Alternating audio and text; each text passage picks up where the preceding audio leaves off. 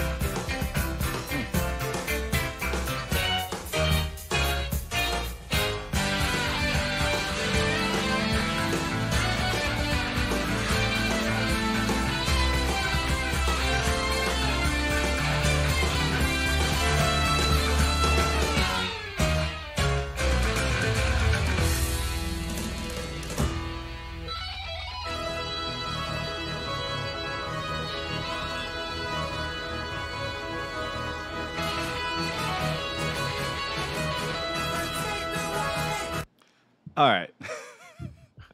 Musically, this song's all over the place. And I mean that in a fun way. So our opening, to me, sounds almost a little more Black Sabbath than Yes. It's like such a driving rock opening that I was not expecting it when I started a Yes song. Not to say it wasn't fun, it was just unexpected, which Yeah. in and of itself is kind of fun. It also, to me, the musicality, and then immediately when you started with the lyrics, it evoked like a real dystopian future vibe. And then as we've proceeded, I think that I still feel that real dystopian future vibe.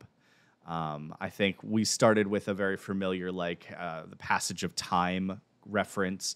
You run down the street. I assume the glass would be like an hourglass or something. Like you're standing in a doorway and aging. Like it seemed very much movement and passage of time oriented. And then I can only assume that the references to here, let me make sure I get the line right. The references to cables that carry the life to all the cities we build. I assume that would be power cables. I mean, that makes sense, right? You build a city, we have to run electricity to it. So I assume it's power cables. Threads that link diamonds of light to the satanic mills. It almost seems like some sort of futuristic, like factories, like almost industrial revolution factories, but it makes me feel like in the future, because I assume like a thread link with diamonds of light. That just sounds like a fiber optic cable to me. I don't know when this song came out though, so that could be way wrong. I don't know. Maybe this came out before fiber optic was really a thing. 1980. Okay, I want to say like early to mid 70s is when fiber started being laid. Also, could be wrong there. Feel free to correct me in the comments. But certainly that's about when countries started to spread cable out to the suburbs. Okay. Where cable was pretty much strictly inner city stuff because, what do you want? Like 8 million antennas sticking out of apartment buildings in New York? Yeah, fair enough. So cable, kind of hit the big cities first and slowly spread out. And I think, I don't want to put an idea in your head, but as I'm reading these lyrics, and I think I've kind of always perceived this, I think that they were almost predicting the internet. Sure. To a point. Maybe. I think it could be read so far, and obviously there's more to come that I don't know what's coming, but so far it almost seems like they're decrying the concept of us all sitting and staring at machines and just like so much of our lives being controlled by machines, which I find extra funny today, given that we've been sitting around struggling with this computer trying to make this video work for so long. But that being said, all right, let's keep going.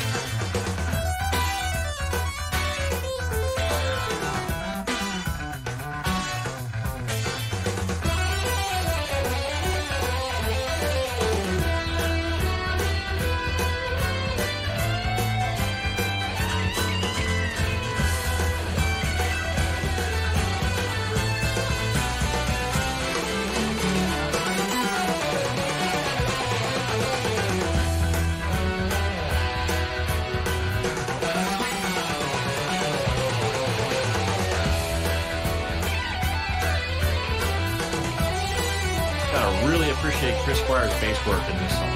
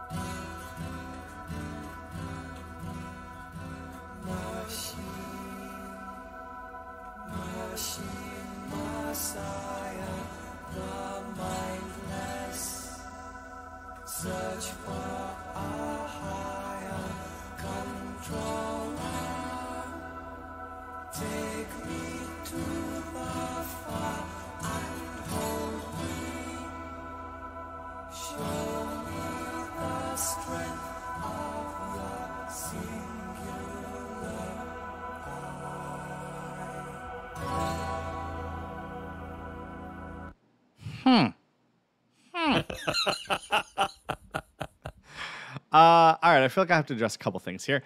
First of all, musically, once again, Yes does such a good job of surprising you the whole way through. We had that that driving beat that made me feel like I was in a dilapidated but mechanized world. And then you suddenly have this complete switch of tone, of instruments, of time signature, of everything. Like, it's a sudden and beautiful switch to what makes me now feel like I'm walking with a friend through the leftover desolation, and we're like reminiscing about how we got here almost. Show me the strength of your singular eye. I didn't expect that one. Man, I could see a couple different interpretations of that one. If it's purely talking about a machine, I could see it being the one camera is its singular eye. Singular eye, of course, is often used, though, in a lot of religions. You know, your third eye or the singular eye to the meaning like the soul, your inner being, or the pathway to a higher plane. So I think that it's fascinating that they would use this terminology for a machine who whether souls are real or not. I have opinions about that, but obviously people would agree at least a machine doesn't have one, even if you do believe that they exist. Well, you know what's funny is all my life hearing this song and hearing that, you can't miss that one line. Even if, like me, you don't pay attention to lyrics, you can't miss singular eye. I always pictured 2001: A Space Odyssey. What are you doing, Dave? Hal had that one eye, right? When did that come out? Didn't that come out in the 80s? Oh, that came out in the maybe 60s or 70s. 70s? Yeah. I know I saw it years ago, but I know it's in color, so it's at least mid-60s and later. Well, no, color film was out since the 40s, so... Oh, yeah, because you could go to movies and see it. I always think of television at color. Right. But, all right. I'll look that up. Fascinating. So far, absolutely fascinating. Musically, once again, so complex, so interesting. The different movements and the way that they constantly do things that surprise you. To me, anyway, having never heard this song, to me, it's just so surprising how they continually weave these things. And despite how different they are, they work, and it still sounds cohesive. Yeah, they work together. Space Odyssey came out in 68. Oh, wow.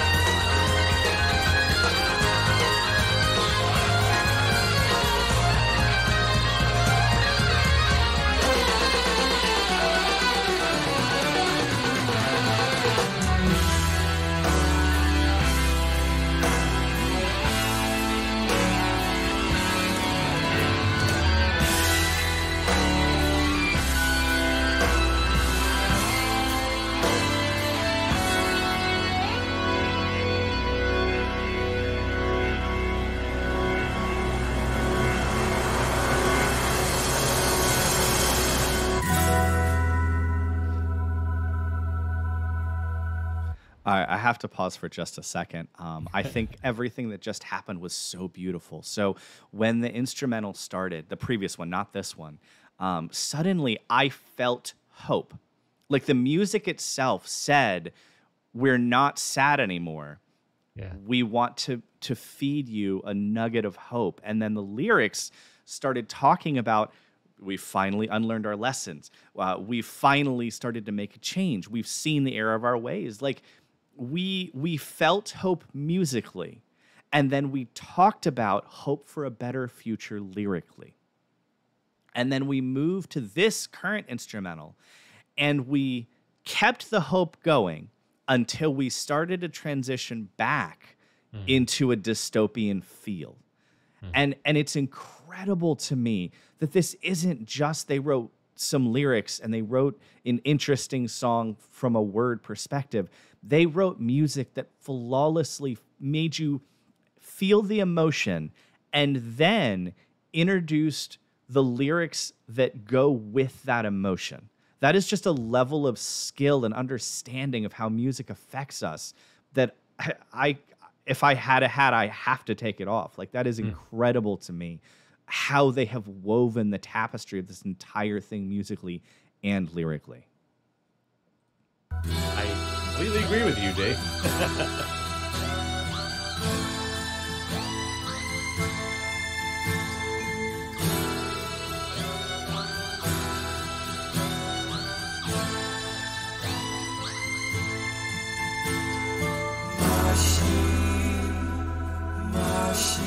Messiah, take me into the fire.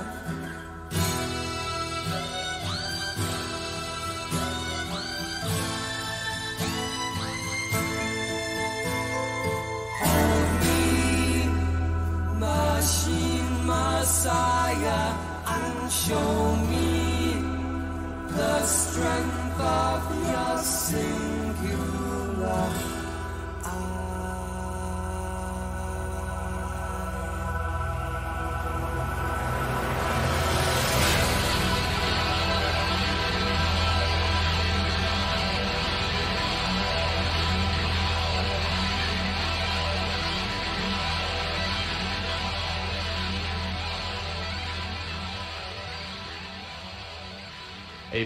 Man. You know, that was written by all of Yes at the time. If you're still watching, maybe the it says there. Written by Steve Howe, Chris Squire, Alan White, Geoff Downs. What a weird way to spell Geoff.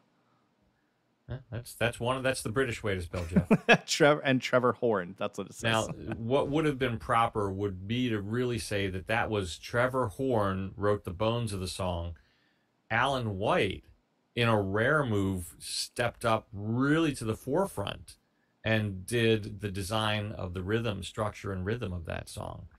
I'm sure in Yes, it is, by vote, everything that's done on the songs. So everyone probably contributed something, but really Trevor Horn's lyrics, Alan White's structure, and then everyone else added to it. But what a song. What a song. And that was the opening track of the drama album. So for Yes fans in 1980, now this is 42 years ago this August. So 42 years, August 18th. Maybe we'll try and post this one up on August 18th. 42 years from the day it was released. 1980. For Yes fans, we, like you, heard that heavy metal guitar in the front of that. Yeah. I legitimately thought for a split second it was the wrong song, but then obviously it said Yes right there. But, YouTube trolls, you never know. And, Steve Howe, he's known to surprise you. He certainly has a lot of tricks up his sleeve for the acoustic guitar parts in there, for the electric, for the effects pedals he was using. Okay, you've had a chance to review the entire lyric set. Do you hold to where you were before? I like the summary you just gave there before the last break. Yeah, I think my summary is pretty, spot on, I say, knowing nothing. Like I said, I think I was blown away by how flawlessly they transitioned. And and they telegraphed it. It was like they wanted to give you a little tease of what was coming lyrically, and they did that musically. And they did it such an incredible way. So throughout the entire thing, even the lyrics I pulled up, it has them broken down not by verse but by part, which makes a lot of sense to me. Yeah. We start with a heavy metal driving sound that made me feel dystopian future. We start talking about machines taking over our lives and us letting them. And then us growing old suddenly and sort of, I guess, almost realizing that this is what we let happen. And then we transition on into hope at some point where we suddenly feel like, maybe there's a little hope. History dictates the symptom of our ruling romance. All of us are just waiting for time. We're just standing in line. But maybe we'll change. We're offered the chance to finally unlearn our lessons and alter our stance. And that part 3, right before when that instrumental happened, and it totally shifted the whole scene to that hopeful feeling before the depressing machine ending, which I thought was so beautiful. And then ending, of course, with "Hold Me, Machine Messiah, and show me the strength of your singular eye," because at the end of the day, I think he's almost saying, I want us to learn from history. I want us to look at what's going on. I want us to change. But I also know that I don't think we will. Or that the computers are simply going to be stronger, and maybe they'll let us have, you don't wage your war like in a constant forward motion. You wage your war and you give some ground.